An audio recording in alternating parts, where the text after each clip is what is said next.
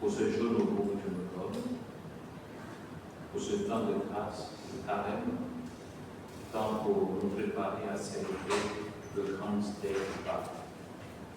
Pour notre cœur, au mystère de ton amour, à la compréhension des choses de la foi.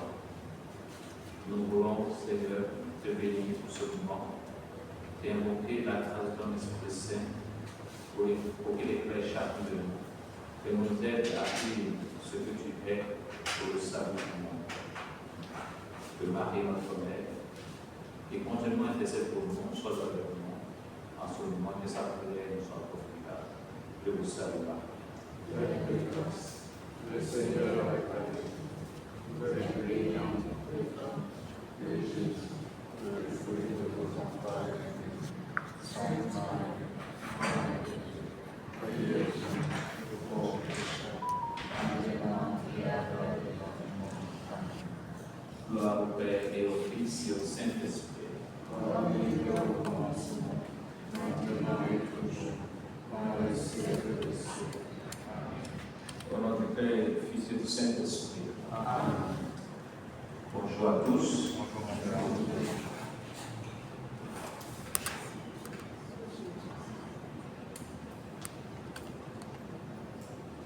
Samedi dernier, dans la catéchèse que nous faisons, nous avons initié pour ce temps de carême. Nous avons parlé du Ramadan et du carême. Et nous avons pu découvrir ce qui constitue la différence fondamentale entre le carême et le Ramadan. D'abord, la périodicité, le temps, le carême du 40 jours et le Ramadan 28 à 29 jours. C'est donc le temps que dure ce temps de grâce à l'Église et le mois saint du Ramadan manifeste déjà une grande différence. À côté de cette différence de temps, de date, il y a le fait que le Ramadan commémore l'avènement du Coran. C'est le mois où, le 9e mois lunaire de l'Islam, où Mahomet a reçu le Coran. Et donc, comme on dit les auteurs islamiques, le temps où le ciel apparaît à la terre. Donc, à côté de cela, nous, chrétiens catholiques, le carême nous prépare à célébrer le mystère central de notre foi. Et donc, c'est porté non pas sur une personne, mais sur Dieu révélé en Jésus-Christ. Et le mystère christique est au cœur du carême. Et nous avons pu parler des piliers essentiels du carême, qui sont le jeûne, l'aumône et la prière, et l'élément central constitutif du mois de jeûne de Ramadan, qui est le jeûne qui est différemment vécu entre les deux croyances. Aujourd'hui, nous poursuivons notre catéchèse et nous allons parler des sacramentaux. Les sacramentaux qui sont au service de la foi. Le Saint Concile, dans la Constitution sur la liturgie, qu'on appelle Sacrosanctum Concilium, au numéro 68, la Sainte Mère Église a institué des sacramentaux.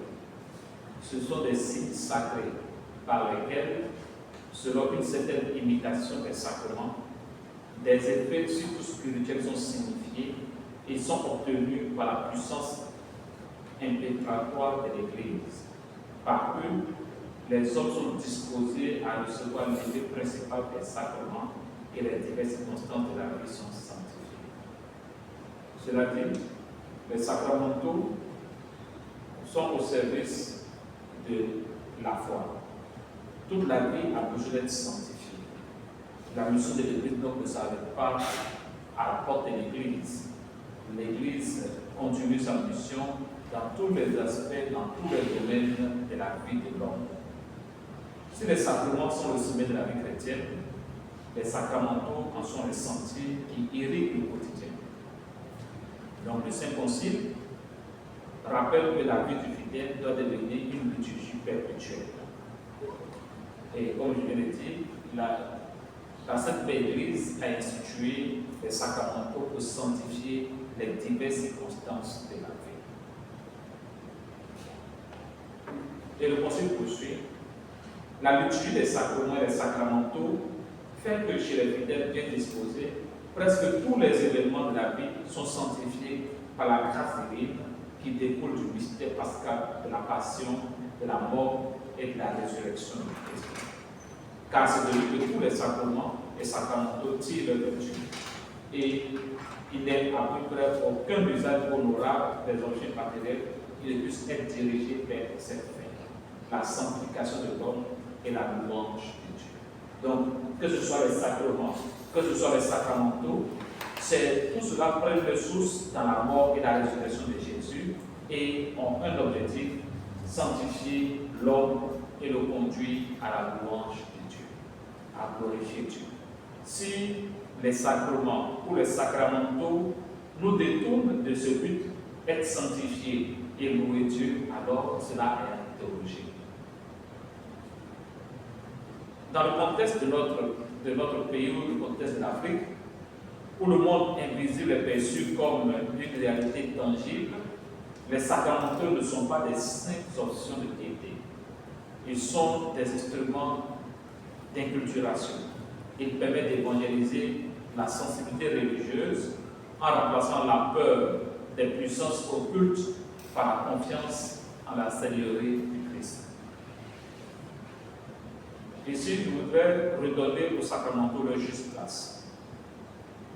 Ce ne sont pas des fétiches magiques, encore moins des symboles vides, mais des vecteurs de la bénédiction de Dieu. Les sacramentaux nous ouvrent à la bénédiction divine. Les sacrements ont un fondement théologique. Les sacramentaux ont un fondement théologique. Le catéchisme de l'Église catholique, au numéro 1667,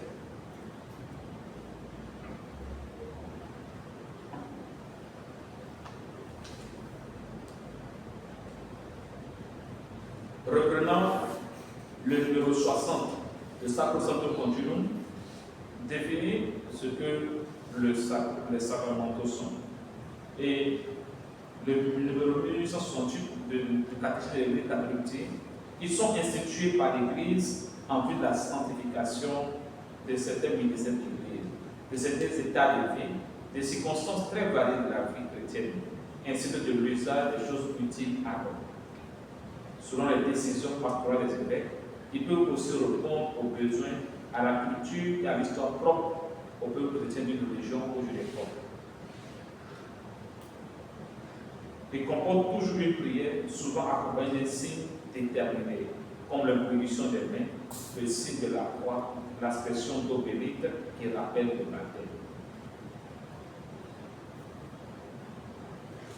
Il relève le sacerdoce baptismal. Tout baptisé est appelé à être une bénédiction et à bénir. C'est pourquoi les laïcs peuvent présider certaines bénédictions. Plus une bénédiction concerne la vie ecclésiale et sacramentelle, plus la présidence est réservée aux ministres ordonnés et prêtres chrétiens. Ce qu'il faut retenir, c'est que les sacramentaux ne confèrent pas la grâce des chrétiens à la manière des sacrements, mais par la prière de l'Église, ils préparent à recevoir la grâce et disposent à y coopérer. Donc, les sacramentaux ne sont pas des sacrements. Comme les grâces que les sacrements peuvent conférer, les sacramentaux ne les confèrent pas. Donc, à l'instar des sacrements, les sacramentaux comportent une dimension matérielle. Il y a l'eau, l'huile, l'imposition des mains, et une dimension verbale, la prière de bénédiction. Trois piliers constituent les sacramentaux, institués par l'Église. Contrairement aux sacrements qui sont institués par le Christ, les sacramentaux sont institués par l'Église pour répondre aux besoins pastoraux spécifiques. L'intercession de l'Église.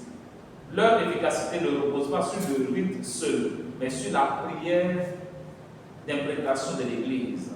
Quand un prêtre bénit, c'est tout le corps du Christ qui intercède.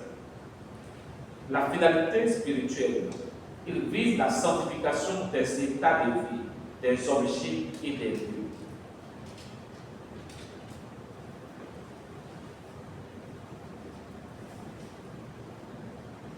Dans ce document, dont l'auteur est inconnu, un prêtre exorciste, intitulé Pour se défendre du mal, on dit que les sacramentaux sont des sites, des rites et des sites sacrés que l'Église a institués à l'état des sacrements, afin de produire certains effets spirituels, comme le pardon des péchés véniels et l'élimination de l'influence diabolique.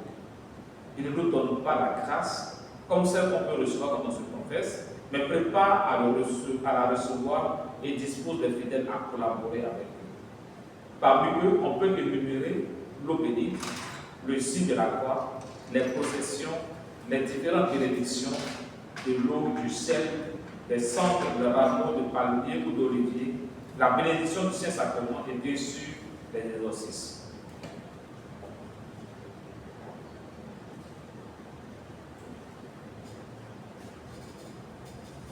Donc les sacramentaux disposent à la grâce.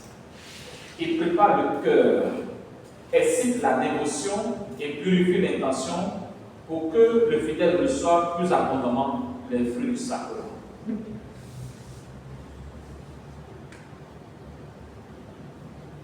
Le sacrement, quant à lui, cause la grâce de manière directe et instrumentale. Par exemple, le baptême efface réellement le péché. Donc, il ne faut pas confondre les deux réalités, sacrement et sacramentaux. La théologie des sacrements repose sur la bonté de la création. Le Verbe de Dieu s'est fait chair. La matière n'est plus un obstacle à Dieu, mais un canal. L'eau n'est pas seulement une formule, elle devient le rappel de la victoire du Christ sur la mort. Le sel n'est pas simplement un condiment, il devient le signe de préservation contre la corruption du mal. Les sacramentaux, dans la tradition de l'Église, l'usage d'objets ou de gestes pour transmettre la bénédiction repose dans les Écritures. Dans le livre des Actes des Apôtres, au chapitre 5, verset 15, on dit que l'ombre de Pierre guérissait les malades. Dans le même livre des Actes des Apôtres, au chapitre 19, verset 12, on dit que le linge de Paul appliqué sur les malades chassait les esprits mauvais. Et dans l'Ancien Testament, il y a le bâton de Moïse ou le serpent d'airain dans le désert. Ici, il faut rappeler que l'objet n'a pas de pouvoir en soi. Il est un support de foi en la puissance de Dieu. Donc c'est Dieu qui, à travers les objets, agit. Ce n'est donc pas l'objet qui agit. Donc si j'ai une croix que je la porte, ce n'est pas, si Dieu n'y est pas, ça n'aura aucun effet. Donc je peux multiplier les croix dans ma maison, multiplier les images de saints dans ma maison, verser l'eau bénite matin, midi, soir dans ma maison, ou m'enrhumer avec de l'encens, allumer encens de Saint-Michel, encens de Saint-Raphaël, encens de Saint et de Saint-Roi dans ma maison, s'il n'y a pas de foi, aucun effet. Dès le IIe siècle, Tertullien témoigne de l'usage constant du signe de la croix. Et il dit, à chaque pas, à chaque mouvement, nous marquons notre front du signe de la croix. Et Saint Cyril de Jérusalem voyait dans ce signe l'épouvante des ténèbres. Il le faisait avec foi pour repousser les œuvres du mal, les puissants du mal. Je vois encore quand certains anciens le font encore. Chaque fois qu'on passe devant l'église, on fait le signe de la croix. On passe devant les cimetières, on fait le signe de la croix. Ce n'est pas pour chasser les démons dans ce sens-là, mais c'est pour nous rappeler la victoire du Christ sur la mort. Mais aussi, devant l'Église, c'est pour nous être en communion avec le Christ qui est présent dans le tabernacle. Donc l'Église primitive a comprit très tôt que le chrétien est engagé dans une existence où le visible et l'invisible s'entremêlent. Les sacramentaux aident à la croissance de la foi.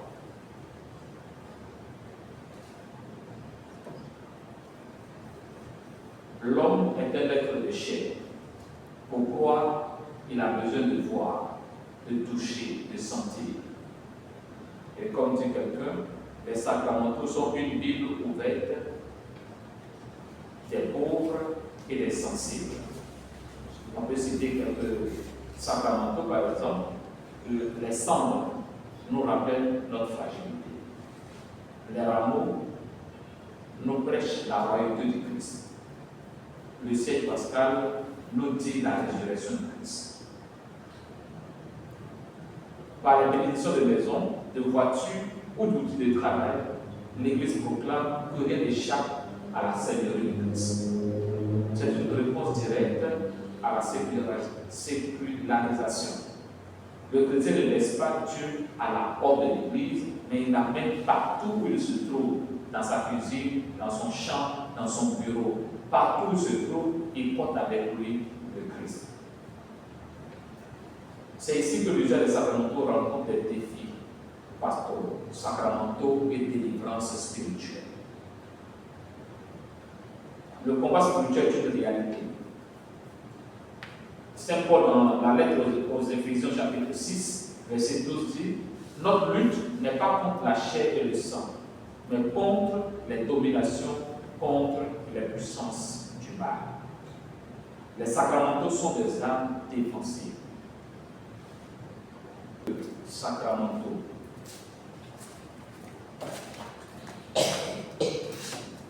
L'eau, le sel, l'huile bénie.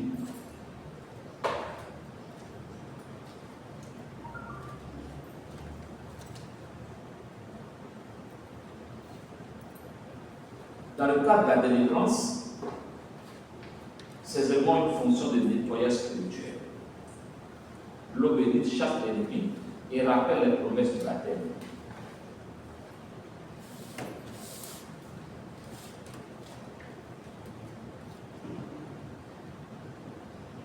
C'est une protection contre les infestations locales. En premier, l'eau bénite nous rappelle notre baptême. Donc,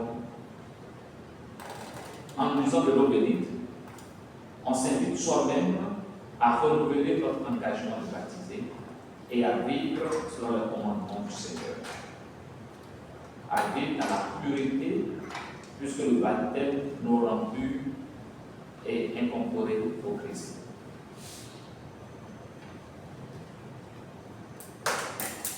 Le Père Gabriel alors rappelle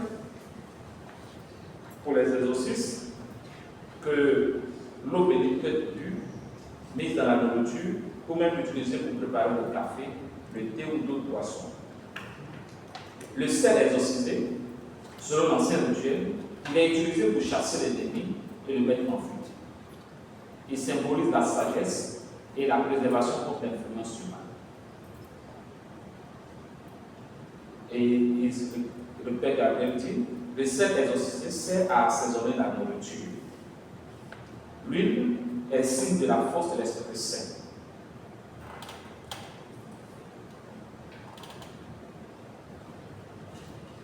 Il rappelle ici, si après avoir bu de l'eau, du sel de l'huile exorcisée, quelqu'un se met à vomir ou à se rendre au lieu de façon répétée, cela veut dire qu'on lui a fait avaler quelque chose de façon qui contenait une substance maléfique. L'eau bénite, l'huile ou le sel exorcisé vont réagir dans l'estomac, ce que l'on a mangé ou bu mêlé à cette mixture. Il peut se faire que le tout soit expulsé en quelques jours. On constate que l'eau bénite et l'huile exorcisée sont aussi très efficaces quand on fait avec elle des petits signes de croix sur les endroits du corps affectés de maux maléfiques, la tête, les yeux. On constate aussi qu'il est très utile de porter sur soi un peu de sel exorcisé. On peut le mettre dans sa poche, dans les affaires personnelles, dans son oreiller, dans son matelas, dans sa voiture. Le sel béni et l'huile exorcisée ont encore un grand pouvoir pour protéger les maisons de Dieu contre bruit et présence maléfique. Dans ce cas, il suffit de mettre un peu de sel exorcisé aux 4 coins de la pièce en récitant le Notre Père pour que tout rentre dans l'ordre. Cette protection efficace est rendue plus forte aussi, encore si l'on ajoute à la pièce de sel exorcisé quelques gouttes d'huile exorcisée. L'utilisation de sel et de l'huile exorcisée sera régulièrement renouvelée jusqu'à la disparition des bruits et des présences maléfiques. On ne dira jamais assez que l'usage de l'eau, du sel et de l'huile exorcisée doit être accompagné d'une grande foi et de beaucoup de prières.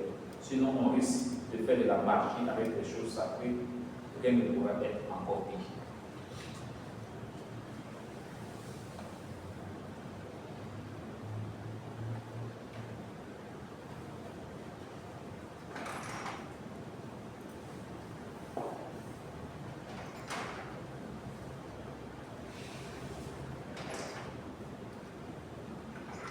Donc, il faut donc faire attention au risque de magie chrétienne. Et bien malheureusement, beaucoup de chrétiens le font. La délivrance ne vient pas de la puissance de l'objet, mais de l'autorité du nom de Jésus. Utiliser de l'eau bénite sans prière, sans confession et sans foi, c'est tomber dans la superstition. Le sacramental n'est pas un bouclier automatique, c'est un catalyseur de foi. Donc, on prend très souvent les sacramentaux comme des boucliers. Donc, on ne va plus à l'essentiel de la foi et de notre vie de foi.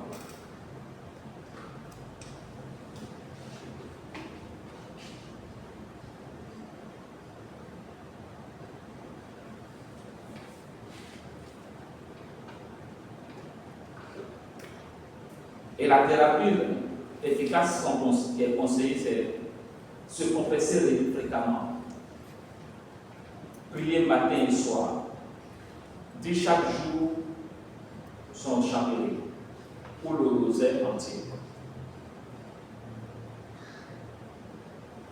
Vivre sérieusement un cheminement de foi et un vrai retour à Dieu. Participer à la Sainte Messe et communier fréquemment. Et dire à Dieu chaque jour que nous voulons l'aimer davantage. Jeûner si possible. Faire l'adoration eucharistique. Donc si on est confronté à des combats spirituels, voici les moyens que l'Église nous donne. Si tu verses l'eau sans que tu aies une vie attachée à Jésus, tu auras toujours un démon dans ta maison. Parce que le démon, ce n'est pas d'abord la maison qui habite, mais c'est ton cœur. Donc, se confesser régulièrement pour se purifier son cœur du mal, pour se détourner du mal.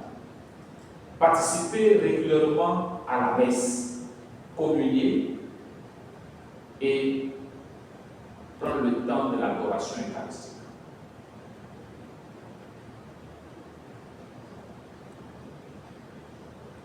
Si normalement on fait ça, on n'a même plus besoin de porter chapelet, de porter croix sur soi. Parce que déjà, on a le moyen efficace qui est Dieu qui est en nous, avec nous dans tous les combats.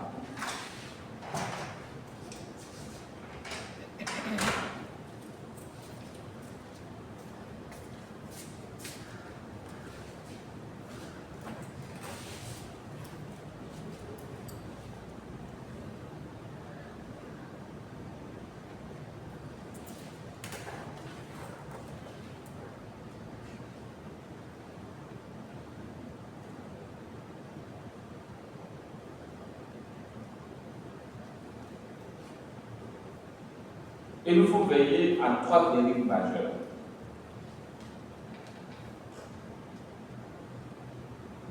Le fétichisme. Croire que l'objet possède une force intrinsèque indépendante de Dieu. L'accumulation. Porter 10 médailles en pensant être mieux protégé.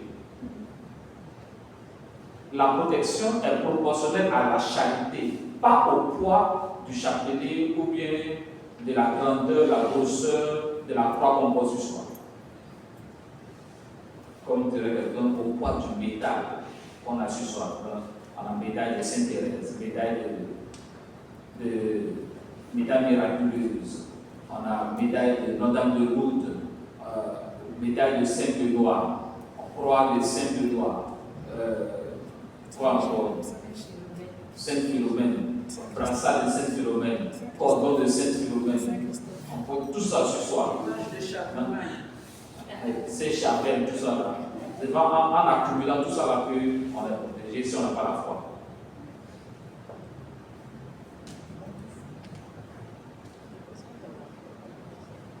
Substituer les choses, utiliser les sacramentaux pour éviter de se confesser ou d'aller à la messe. Donc, comme j'ai la médaille, j'ai toutes les médailles de Jésus. J'ai la croix de Jésus chez moi, j'ai les images de la Vierge chez moi, donc je ne vais plus à la messe. Je ne vais plus me confesser. Et comme je viens de le rappeler tout à l'heure, celui qui pense qu'il est possédé n'a qu'à prendre ce processus-là d'abord. Se confesser. Se confesser d'abord. Prier, faire son chapelet chaque jour, faire l'adoration eucharistique, participer à la messe et communier. Bon, ceux qui ne veulent pas communier, c'est compliqué encore. Donc, si ce qui t'empêche de communier, il faut couper. Jésus dit, si ton pied t'empêche au mal, arrache. Il faut savoir que les médailles miraculeuses, les scapulaires, les chapelets, sont des signes d'appartenance. Porter une médaille, c'est dire que je suis sous la protection de la Vierge Marie. C'est donc un acte de foi public et personnel. Padre Pio dit que le chapelet est plus qu'un objet, c'est une acte de contemplation. Donc, ceux qui veulent dans les voitures, je ne sais pas ce que c'est. Si ça ne vous rappelle pas, il faut vous arrêter de prier. Si tu as mis le chapelet dans ta voiture, c'est pour contempler le Christ en croix, mais c'est aussi pour te rappeler que tu dois méditer le mystère de la vie du Christ. Bon, dans les voitures maintenant, il y en a beaucoup, c'est pas chapelet seulement. À Saint-Michel. Bon, Saint-Michel, tu as mis Saint-Michel pour te protéger. Et puis sur toute la route, tu es sur tout le monde. C'est quelle protection va t'apporter? Tu as mis la croix de Jésus. Tu as mis la grande croix de Jésus dans ta voiture. Et puis, c'est toi qui vas donner l'argent au policier parce que tu n'es pas plus encore compris.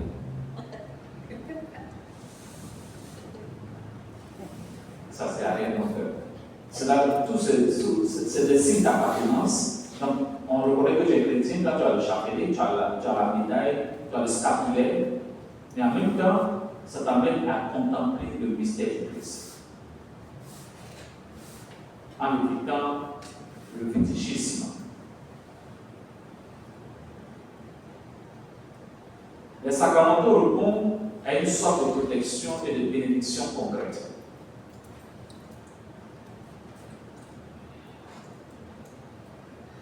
Mon père, il faut venir bénir ma maison.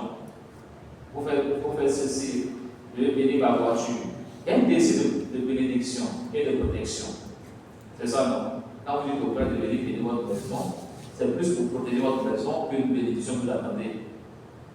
Parce que, au lieu de la bénédiction du Seigneur, en bénissant cette maison, que tu nous protèges. Mais la bénédiction, c'est quoi? C'est dire le bien, donc appeler le bien qui est Dieu lui-même sur votre maison. Donc, s'il est présent, ce n'est pas la peine de vous enlever avec les enfants. Si vraiment tu crois en la bénédiction que le Père t'a faite, tu n'as plus besoin d'allumer ensemble partout dans ta maison. Maintenant, si tu ne crois pas à ça, tu crois à la puissance de l'encens que la bénédiction du Père. Il faut donc remplacer sans filer. Proposer la bénédiction de l'Église pour les maisons, les semences, permet de détourner les fidèles des rites ancestraux. Et cela permet d'affirmer la victoire du Christ. L'usage des sacramentaux montre que le Christ est plus puissant que tous les écrits qu'on peut porter sur soi. C'est donc l'occasion d'enseigner que la nature appartient à Dieu et non au génie de la terre ou au génie des eaux. Donc les sacramentaux viennent nous rappeler cette chose fondamentale. Le Christ est vainqueur de toute la puissance du mal. Et l'usage des sacramentaux nous convie à découvrir la présence de Dieu dans notre histoire et dans notre vie. Dieu est notre ami. Dans tous les aspects de notre vie, il veut se rendre présent. Quelqu'un me demandait, est-ce qu'on veut tout bénir? Le livre des bénédictions contient la bénédiction de tous les objets et même des animaux. On peut nous en, voilà. On bénit les animaux aussi. On bénit même la mer avant de nager. Donc on peut tout bénir. Il y a des bénédictions qui sont réservées aux prêtres. Il y a des bénédictions que tout fidèle peut faire. Par exemple, bénédiction de maison, bénédiction de voiture. Les fidèles peuvent faire la bénédiction en se conformant au rituel de l'Église.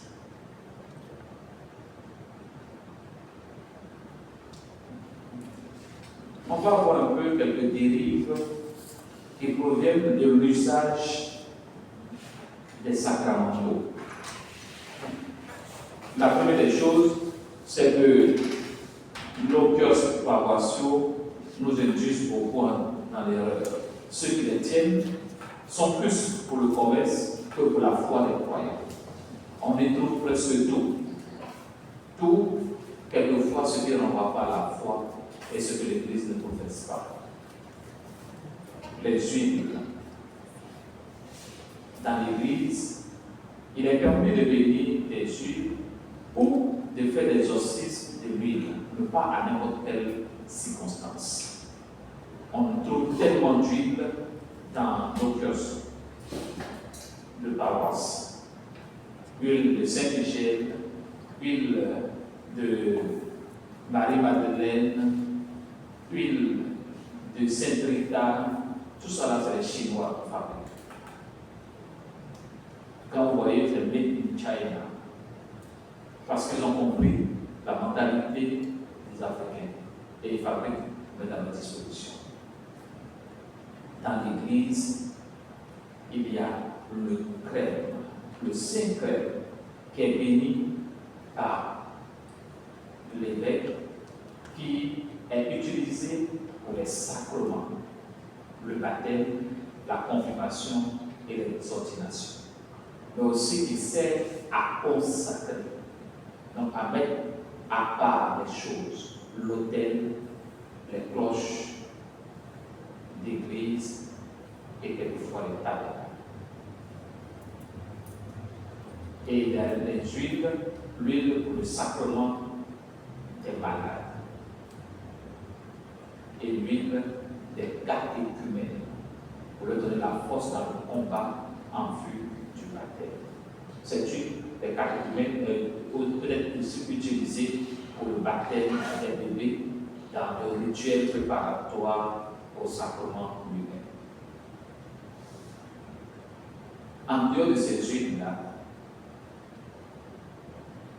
le prêtre qui va pour conférer le sacrement de malade, s'il n'a pas à disposition l'huile des malades, le rituel lui permet de bénir l'huile pour l'exercice du sacrement des malades.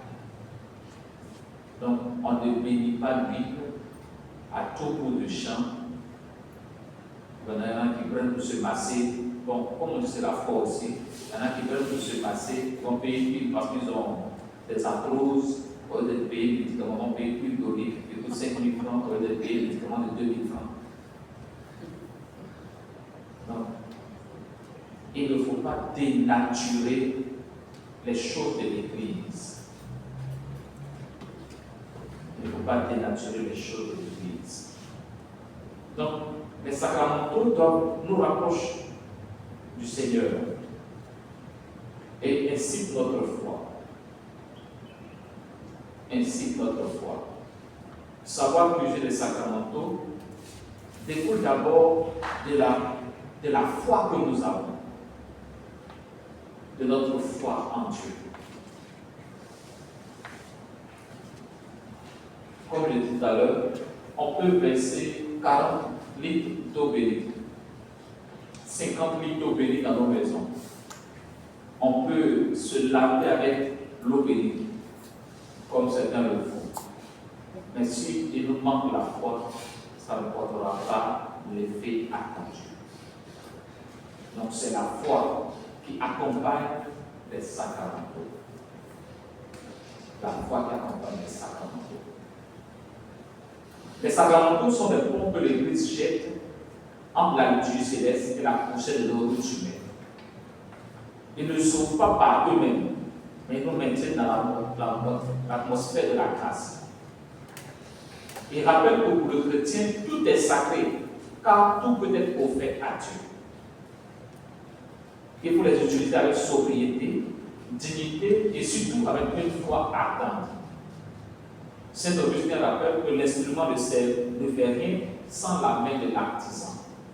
Et l'artisan ici, c'est l'Esprit Saint agissant à travers la foi de l'Église. Les sacramentaux donc sont donc au service de la foi de l'Église et l'expression de cette foi de l'Église. Je voudrais, à travers cet enseignement, nous exhorter à nous approprier les sacramentaux, mais surtout à faire attention à leur usage. Sinon, nous sortons du cadre de ce que le sacramental peut être et nous le confondons bien malheureusement au talisman, aux actes fétichistes. Aux actes fétichistes. Les fétiches, les sacramentaux ne sont pas des fétiches. Je comprends pourquoi il y a une femme qui a mis une poudre sur la statue de la Vierge Marie. Elle a lavé jusqu'à la poudre. Elle a poudré la statue de Marie avec parfum, eau de Cologne sur la statue. Voilà, parce que c'est des dérives, mais on ne comprend pas ce que cela signifie. Bon, ça peut être une forme de foi aussi, et il faut faire attention. Il faut faire attention à ce qu'on utilise. Donc, je rappelle quelques sacramentaux: l'eau bénite, le sel exorcisé, eau bénie, l'huile, les médailles, la croix et le signe de croix. Pour ceux qui ont peur souvent et qui ont peur des choses, si vous faites avec foi le signe de croix, je crois que vous allez avoir la protection de Dieu. Pourquoi le signe de croix? C'est là qu'on l'appelle le Christ mort et ressuscité. Et c'est le mystère central de notre foi. Il ne faut pas abuser, mais il faut fréquemment faire le signe de croix. Bon, pour ceux qui ont honte d'être chrétiens, ils ne le font pas, mais sinon il faut faire fréquemment le signe de croix. Le signe de croix avec dignité et respect.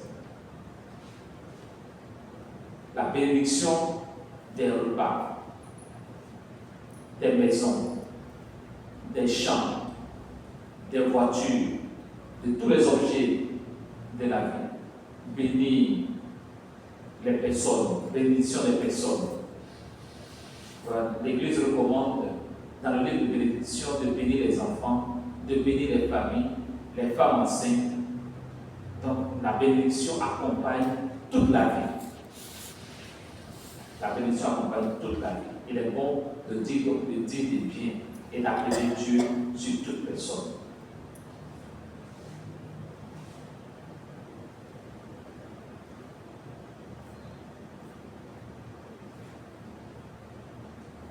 Et je rappelle quelques exercices qui sont conseillés et recommandés devant le malin. se confesser régulièrement. Donc, comme j'ai dit tout à l'heure, ça ne sert à rien de bénir sa maison, de remplir sa maison de médailles, de croix, si l'intérieur de notre maison est indigne d'accueillir Dieu. Donc, c'est le cœur d'abord, notre intérieur. Il faut se confesser régulièrement pour que les sacramentaux qu'on conduise, quoi que leur effet, soient efficaces. Tu veux mettre l'eau bénie dans ta maison pour chasser les démons. Mais ton cœur, toi-même, tu es attaché aux démons. Par le péché, par le mal. Oui, peut-être qu'on va faire un enseignement sur le combat spirituel de toujours, mais comment est-ce que le diable possède l'homme? D'abord par la peur, la fragilité, mais aussi par le mal et le péché qui est en nous. Donc, si on est disposé à cohabiter avec la haine, le mal, le diable ne fera pas d'effort pour pénétrer dans notre maison, dans notre cœur. Il peut y avoir des agitations démoniaques dans la maison, mais tout cela, c'est pour qu'il puisse entrer dans notre vie. Donc il va créer en nous un espace de peur et il nous fragilise aussi et il possède notre vie. Se confesser régulièrement vient vous rappeler que vous devez vous écarter chaque jour du péché. Donc, celui qui vit dans le péché devient un allié du démon. Donc, le démon n'a plus besoin de remplir sa maison, il est déjà présent en nous. La prière quotidienne, prier régulièrement, dire son chapelet chaque jour.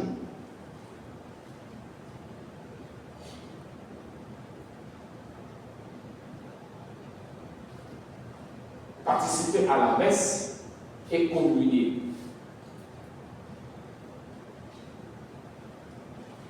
Jeûner.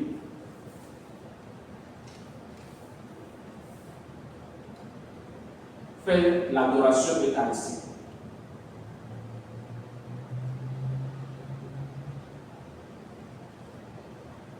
Si on fait, à mon avis, si on vit sur ce chemin spirituel, on n'a même plus besoin de prendre l'eau bénite,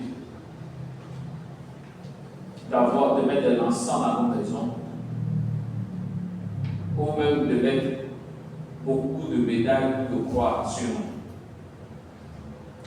Parce qu'on serait déjà dans la disposition de laisser Dieu lui-même nous habiter. Parce que celui qui communie régulièrement, il devient quoi? Un ostasol vivant. Dieu est en lui.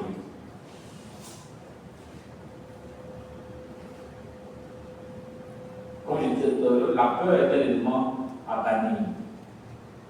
Parce que moi, je réfléchis et je ne comprends pas. Des chrétiens catholiques qui viennent à la messe, qui communient, et puis qui ont peur du diable. Je ne comprends pas. Tu communies, à moins que tu ne communies pas comme il faut. Mais en tant que tu as communié, tu as Jésus en toi. Et le plus grand exorciste, c'est qui? C'est Jésus. Comme le rappelle le pape Jean-Paul II. Le plus grand exorciste, c'est Jésus.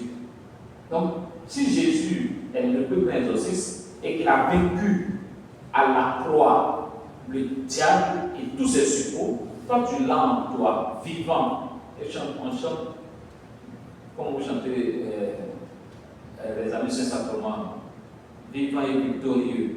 C'est ça, non? Alors, s'il est vivant et victorieux en toi, mais pourquoi tu as peur du diable? C'est parce que, d'une certaine manière, toi-même, tu as des zones d'ombre dans ta vie, donc tu sais que ces zones d'ombre-là, c'est les poches de Satan. Dieu ne veut pas être vivant et victorieux en nous, et puis avoir peur de l'ennemi, de celui qui l'a vaincu. à la croix. Donc les sacramentaux viennent nous aider dans ce combat spirituel, dans ce combat de la foi. C'est donc mis au service de notre foi pour nous aider à nous rapprocher de Dieu. Mais nous rappeler que chaque instant de notre vie, Dieu doit être présent. Je ne dis pas ça pour que vous n'utilisez pas l'eau bénite. Bon, comme disait un ami, les chrétiens CIE et les chrétiens sont ici. Chaque jour, on doit bénir l'eau bénite. Chaque jour, on doit bénir le siège. Et on tous les jours à le siège. C'est bien aussi. Chaque jour, on doit bénir l'eau bénite. Les sacramentaux donc sont au service de notre foi. Elles nous aident à nous élever vers Dieu, tout en nous rappelant que Dieu est avec nous sur toutes nos routes humaines et nous conduisent à la grâce de Dieu. Contrairement aux sacrements qui portent la grâce, les sacramentaux nous conduisent, sont des sentiers vers Dieu. Les sacramentaux, les sacrements nous incorporent à Dieu. Il y a beaucoup de sacramentaux, donc on ne pourra pas tout énumérer ici, mais déjà dans les plus importants, ce sont toutes formes de bénédiction sur les objets, sur les personnes.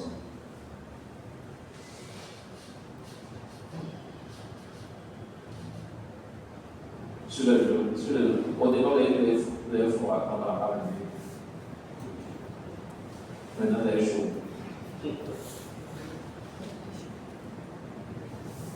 Sur les objets, sur les personnes, l'eau bénite, le sel béni.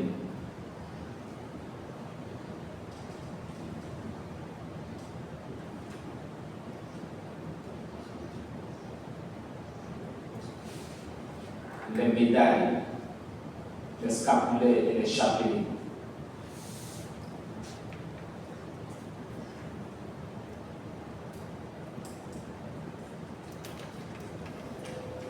Voici l'essentiel des sacramentaux.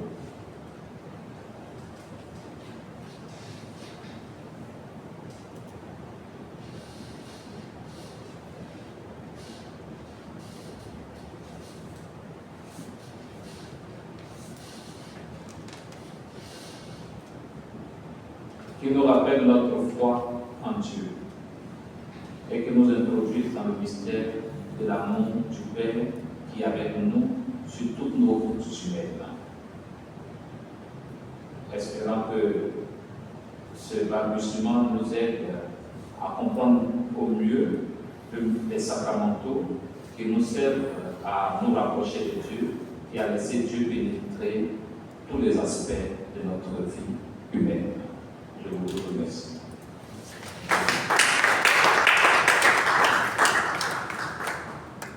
S'il y a des questions pour mieux nous aider à entrer dans ce que nous avons essayé de mettre en place pour cet enseignement.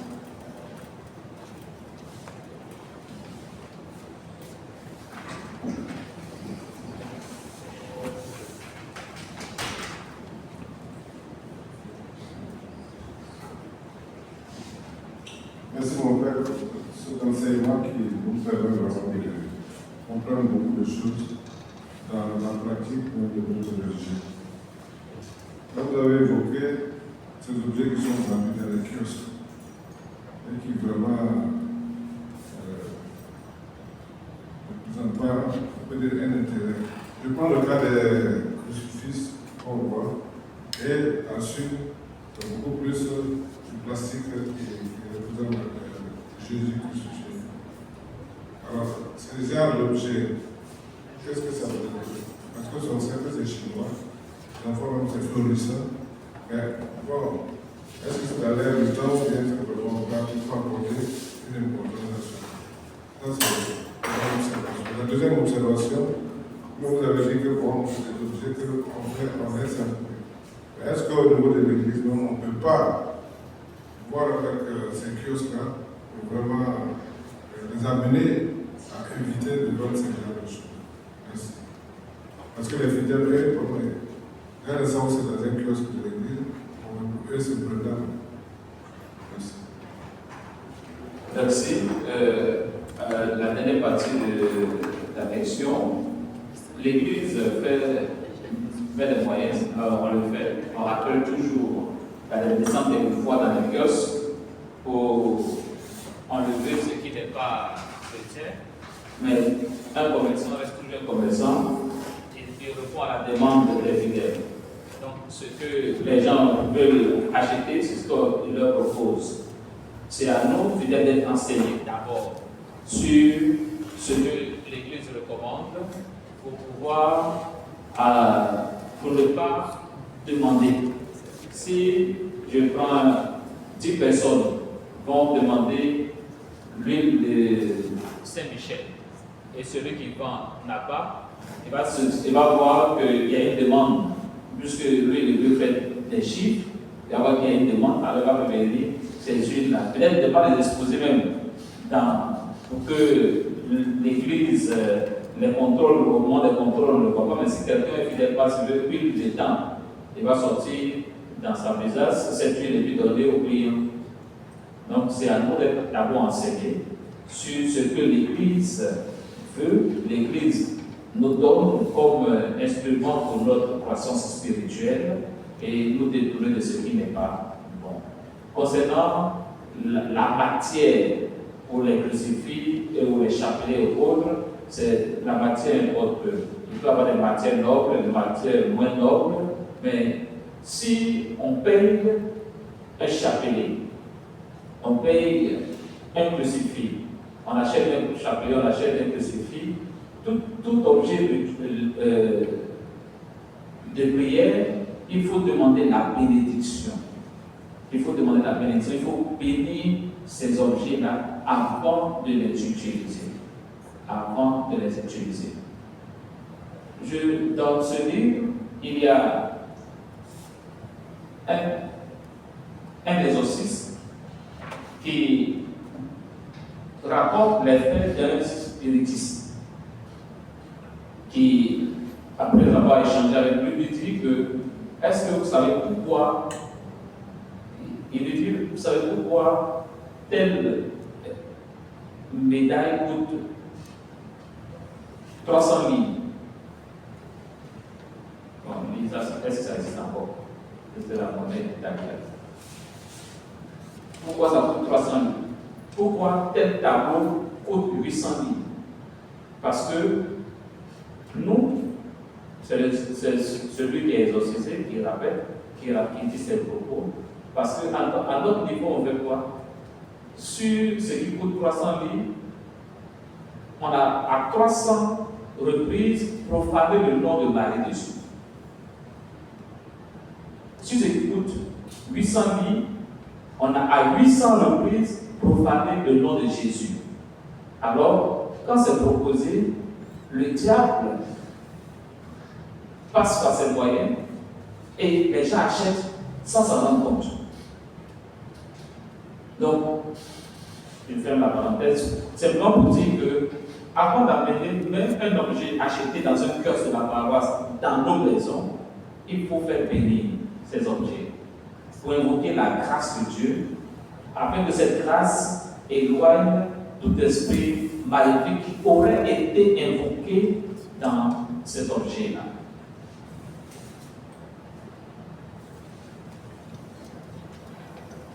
Bonjour Père, merci pour votre exposé. Moi j'ai deux questions. La première c'est quel est le rythme en fait de la confession régulière? Et la deuxième c'est est-ce qu'il est nécessaire de faire l'adoration eucharistique à la sortie de la messe? Merci. Le nombre de fois qu'il peut se confesser régulièrement. Il ne peut pas Jean-Paul peut se confesser chaque 2 semaines. Et je dis simple. Je crois que c'est pas mauvais de se confesser au moins 2 fois dans le mois, ou bien tout au plus 1 fois dans le mois. Parce que bien souvent on oublie, quand plus ça s'allonge, on oublie les péchés qu'on a fait et on s'accommode de ces péchés, ça devient tellement d'habitude qu'on dit non, c'est des péchés mignons. Bon, la laideur devient de la beauté. Donc, il faut se confesser régulièrement à son rythme. Se donner un rythme de dire, moi je me confesse chaque 2 semaines, je me confesse chaque mois, alors tu es né dans la deuxième question, est-ce qu'il est nécessaire de faire l'adoration eucharistique? Après la messe. L'adoration eucharistique prolonge l'effet de la grâce reçue au sacrement en nous. Donc, quand je communie, je fais quoi? Je rends grâce à Dieu. Dans cette fois, après la communion, il doit y avoir un temps de silence pour que chacun, dans son intérieur, rencontre Jésus qu'il a reçu. Donc, aller au Saint-Sacrement, c'est le prolongement de cette grâce reçue de Dieu en nous. Merci, mon Père, pour l'enseignement qui nous a édifiés. J'ai 2 questions. Je voulais savoir quelle est la fréquence de bénédiction d'une maison. Parce que tout à l'heure, dans votre exposé, vous avez dit que si on bénit les maisons et par la suite on allume les encens et autres, c'est qu'on ne croit pas en la présence de Dieu. Donc je voulais savoir, parce qu'on bénit nos maisons, le constat c'est qu'on bénit nos maisons, mais à la suite, on allume chaque soir, peut-être avant de prier, moi personnellement, l'encens. Est-ce que c'est une bonne méthode? Voilà. La deuxième question, c'est un constat que j'ai fait. Je vois par exemple dans les évangélisations, les pères exorcisés de nuit. Est-ce que l'utilisation c'est admis par l'Église? Voilà, comme ce sont des prêtres exorcistes qui le font, qu'est-ce qu'il en est exactement? Merci beaucoup. Comme je le disais tout à l'heure, la bénédiction de l'huile doit être dans les cas précis. Et même l'exorcisme de l'huile doit être dans les cas précis. Donc, on ne peut pas exorciser de l'huile pour tout le monde, à tous ceux qui viennent. L'huile exorcisée répond à un besoin de l'exorcisme. Donc, c'est le prêtre qui exorcise l'huile qui doit pouvoir l'utiliser et aider ou expliquer à la personne qui va l'utiliser comment l'user. Donc, on ne peut pas dire, bon, tous ceux qui ont envoyé l'huile, les on va bénir. Mais qu'est-ce que l'autre part en fait? On ne sait pas. Donc, il faut faire attention. Donc, c'est, bon, comme il dit toujours, on autonome, c'est bon, je cherche. La fréquence de la bénédiction d'une maison, elle est annuelle. Bénir une maison de manière annuelle. Il est recommandé de bénir les maisons dans la période pascale. Bon, on le fait pour des questions pastorales en fin d'année, mais sinon c'est dans la période pascale. Pourquoi dans la période pascale? Puisque Jésus apparaît à ses disciples quand la maison est fermée. Et le salut pascal, c'est ce qui est préconisé en entrant dans une maison. Paix dans cette maison et à ceux qui la vivent. Et le Christ est la paix victorieux du mal. Donc les bénédictions se font à tout moment, mais il est préconisé de bénir les maisons dans la période pascale.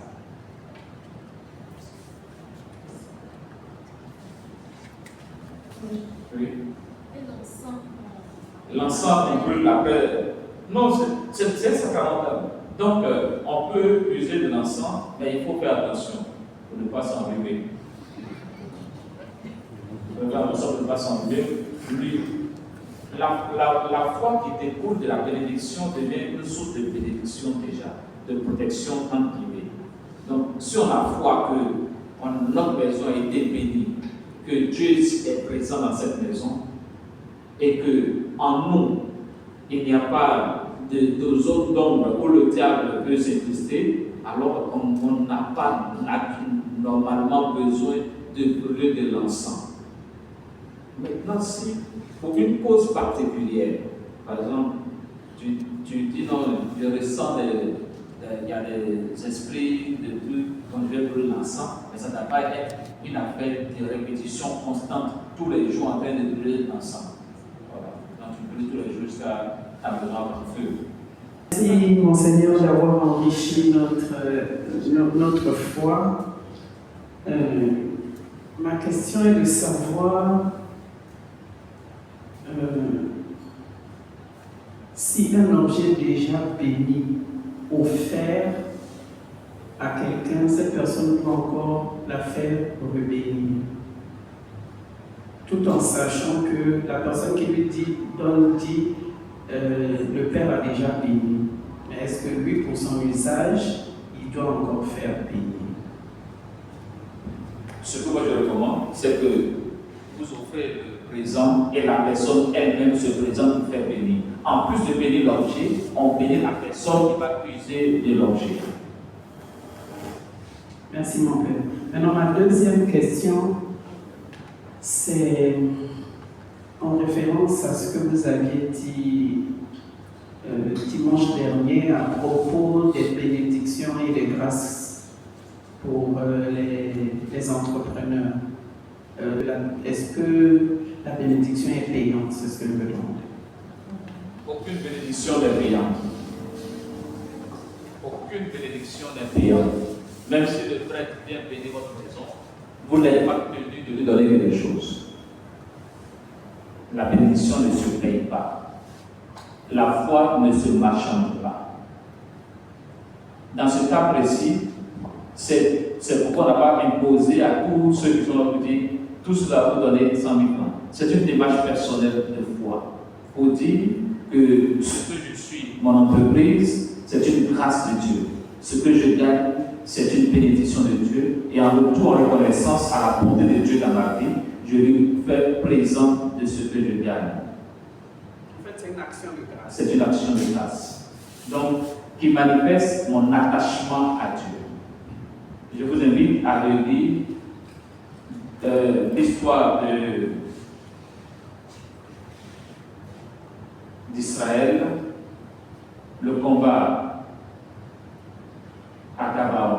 Non, pas le combat, pas l'histoire d'Israël, Salomon à Gabaon.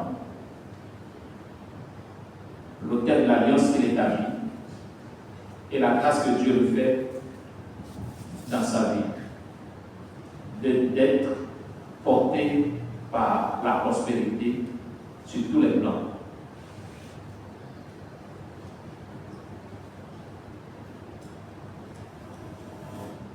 Oui.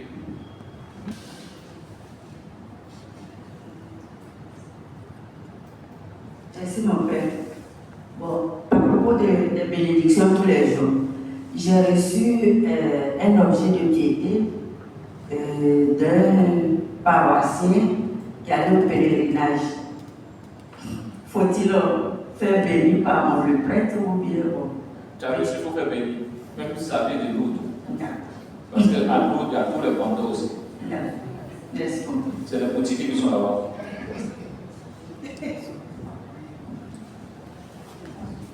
Merci, Père, de votre souci de former vos paroissiens.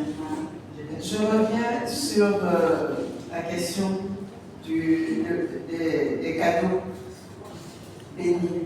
Moi, j'ai reçu un dizainier comme cadeau d'anniversaire offert par une religieuse.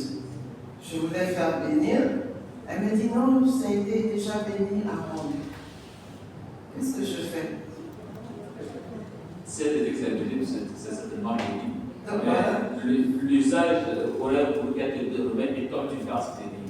Donc, elle l'avait béni par le temps. Elle avait fait bénir avant de venir. Bon. Ensuite, je voudrais me permettre de poser une question qui n'est pas liée au sacramentaux, mais c'est une expérience qui m'a posé problème. Les linges d'hôtel, le linge d'hôtel. Il y a le purificatoire, il y a le manutège et corporal. Mais le manutège n'est pas un linge sacré. Tout ça fait partie des linges sacrés.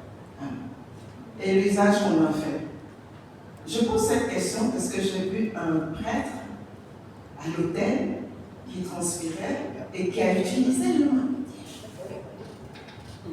Et après la messe, je l'ai approché. Je dis, mon père, qu'est-ce que vous avez fait? Ça ne se fait pas. Il m'a dit, bon, maintenant on nous donne les barreaux. Je suis allée, puisqu'on ne trouve plus de mouchoirs ici, j'ai pris le soin d'acheter un paquet de mouchoirs, je pensais bien joli, bien. Mais il a continué à utiliser le manuscrit. faire dans ces cas-là? Est-ce que nous, fidèles, nous avons le droit d'interpréter un prêtre qui pense bien faire? Elle n'a pas fait. Ce qui est sacré est destiné au sacré. Donc, si le corporal, le manuel, le purificatoire, le prêtre, avant de dire on est béni pour le service de l'Église, ça ne peut plus servir à autre chose. Là aussi, ceux qui reçoivent les messes à la maison, non, je vais venir à ta question, comme l'idée est venue. Ceux qui reçoivent les messes à la maison, la table qui sert au sacrifice eucharistique ne doit pas aussitôt servir à la table pour manger. Exactement. Donc, je ferme la parenthèse. Donc, si vous recevez, il faut une table spécialement pour l'Eucharistie. Ça ne doit pas servir immédiatement après la messe à devenir table à manger. Non, même si vous nettoyez, ça ne doit pas servir à table à manger. Donc, on ne peut pas finir la célébration et puis en même temps, on tourne cette même table en train de manger. Après, si vous n'avez pas de table, vous utilisez ça pour manger, mais immédiatement, ça ne doit pas servir à ça. Sinon, il faut prévoir une table. Si vous savez que vous recevez, il faut prévoir une table qui va être destinée à la célébration eucharistique. Même si c'est petit, au moins cette table-là sert à la célébration eucharistique. Ça ne sert pas à une table du ça pour ne pas confondre le manger eucharistique et le manger de la maison. Donc, je fais la parenthèse. Donc, dans ce cas précis, il a mal fait. Et il faut l'interpréter avec toute la courtoisie nécessaire. Mais surtout, il faut offrir les linges qu'il faut. Il a raison de dire, maintenant on nous donne des bagots. Parce que les serviettes ont pris la place du linge des manitèges. Les serviettes sont partout. Et parfois même à l'hôtel ici, on t'envoie une grosse serviette, on dirait que tu viens d'un pays purificatoire. Le manitège a son. C'est les serviettes là, c'est bon pour le gélisme. Quand on lave les pieds, pour utiliser, mais c'est pas pour. Donc, le manitège, c'est un petit linge. Même l'usage des papiers mouchoirs, ça ne remplace pas le manitège. Donc, la Covid a envoyé beaucoup de choses qu'il faut purifier. Même, encore, les gens seront choqués, mais les ministres extraordinaires ne doivent pas se laver la main avant de donner la communion. Parce que le rite de lavement des mains est un rite lié au sacrifice eucharistique que le prêtre accomplit en prononçant des paroles appropriées au lavement des mains. Ils doivent, après avoir donné la communion, se purifier les mains pour éviter de porter chez eux à la maison les restes qui pourraient être dans leurs mains. Cela veut dire quoi? Qu'avant la messe, ils se purifient les mains correctement et ils s'asseyent à leur place sans faire de gestes, puisque à la messe, on s'en va comment?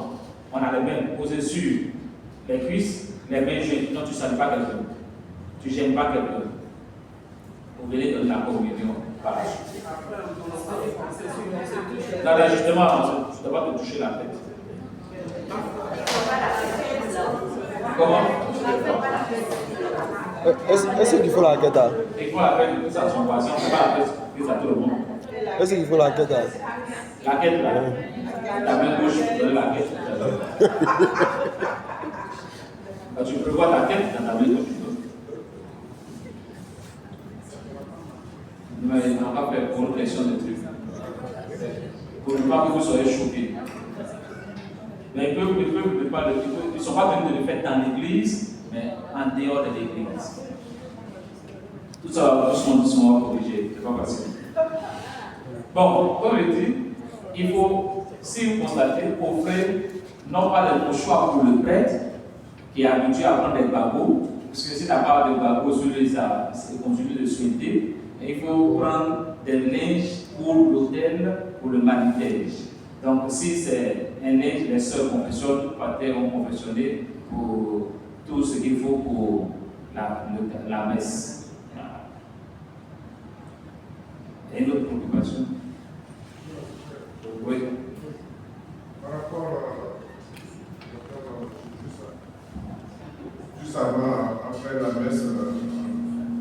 de Non, la messe. souvent on demande au prêtre, est-ce qu'on peut manger? Il dit oui. Parce que s'il n'a pas d'autre chose, il va dire oui. Sinon, c'est pas fait là-bas, c'est pas là-bas qu'il faut manger.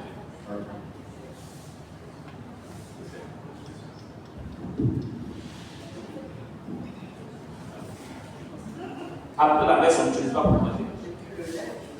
Merci mon père. Je voudrais savoir, dormir avec le chapelet sous l'oreiller, est-ce que ça a un effet protecteur?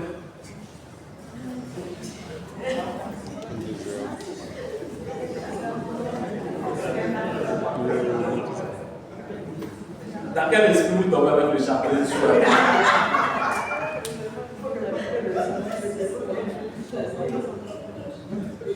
Ça dépend dans quel esprit on dort. Tu peux avoir fait ton chapelet, toi tu t'endors, le chapelet reste sur ta tête, il n'y a pas de problème. Mais si c'est pour que ça soit là, sans l'utiliser pour prier avant de dormir, ça ne sert à rien. Il faut user cela pour prier, et puis ça reste là. Maintenant, si tu es là sur ton lit comme un talisman, et puis tu viens dormir dessus sans utiliser les chapelets pour prier, ça sert à rien. C'est comme il dit tout à l'heure, les chapelets qu'on accroche dans les voitures. Si ça ne nous rappelle pas que le Christ est présent avec nous, ça ne nous sert pas à nous rappeler qu'il faut prier et invoquer la Vierge Marie, il faut enlever les voitures.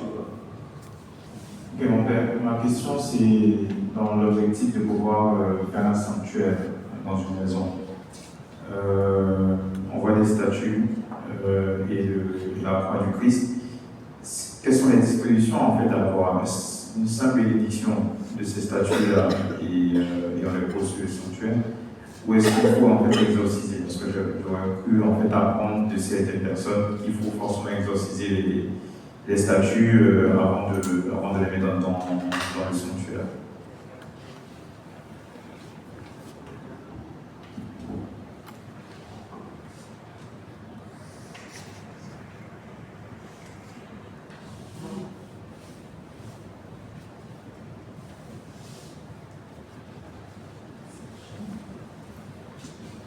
Je ne crois pas que la drogue paroissiale a été exorcisée.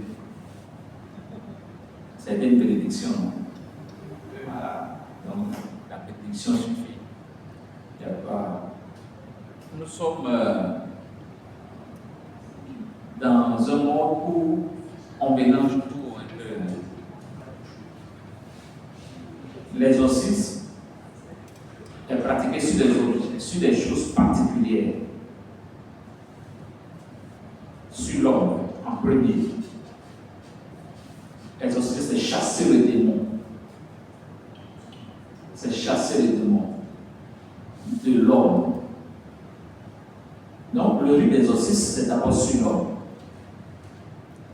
Les statues, les maisons, on est bénis. L'eau peut être exorcisée ou l'eau, le sel et l'huile, ces trois éléments peuvent être exorcisés pour des cas précis qui accompagnent l'exorcisme, que pratique l'exorcisme. Savoir que l'exorcisme n'est pas pratiqué par tout le monde.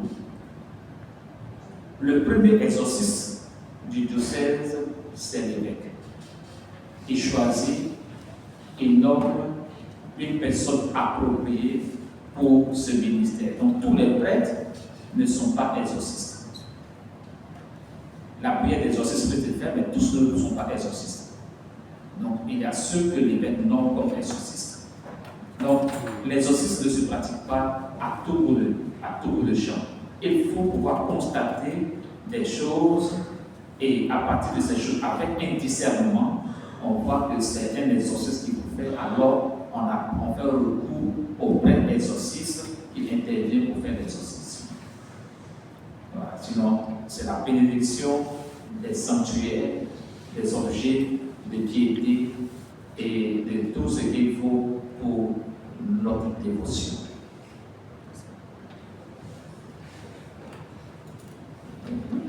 Je voudrais, il est 11h10, vous dire merci pour votre présence. Samedi dernier, on était 17. Aujourd'hui, je crois que notre nombre est multiplié par 2. Samedi prochain, j'espère qu'on sera multiplié par 3 pour continuer à bénéficier de ces quelques notions. Le samedi prochain, on parlera du mystère de l'incarnation et de la rédemption.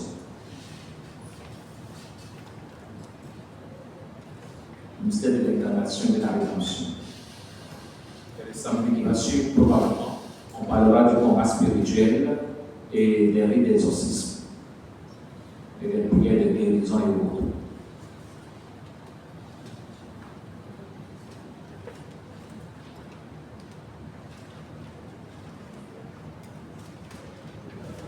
Pour ceux qui cherchent l'exorcisme qu'on peut faire sur soi-même, c'est l'exorcisme de Saint-Léon.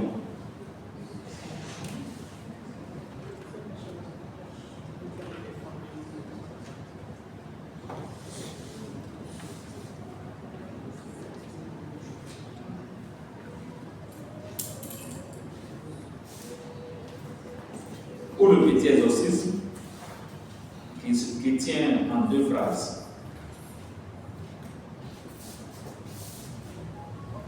Au nom de la très sainte Trinité, Père, Fils et Saint-Esprit, retire-toi Satan. Par les mérites du très précieux sang de Jésus, par l'intercession du cœur immaculé de Marie, de Saint Joseph et de tous les saints, de Saint Michel et de tous les anges. Simple. Ou encore, ce qu'on appelle le greffe de Saint Antoine. Voici la croix du Seigneur, fuyez puissants ennemis, il a vaincu le lion de la tribu de Judas, le descendant de David.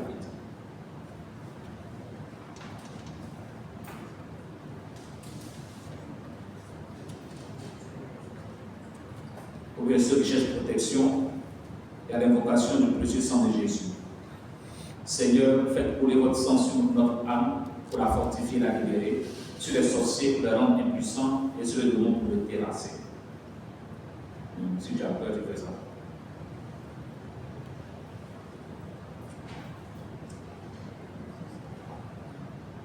C'est un des grands exorcismes de Saint-Léon, de Léon XIII, qui est très long, que l'on peut faire ce soir.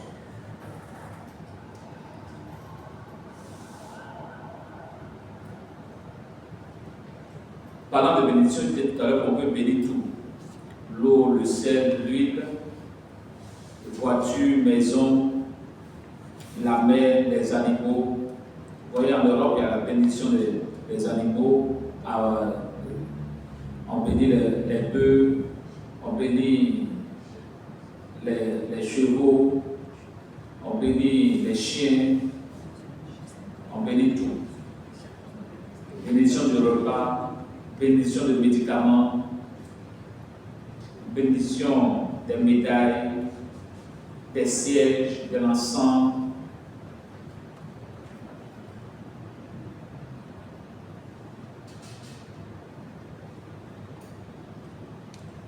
Donc, tout, on bénit tout. C'est pour apporter la grâce de Dieu sur tout. Merci d'être venu. Que Dieu vous bénisse. Amen. Donc, si tu ne sais pas quelle prière faire, vous faites signe de croix seulement. Avec foi et confiance, tu seras exaucé.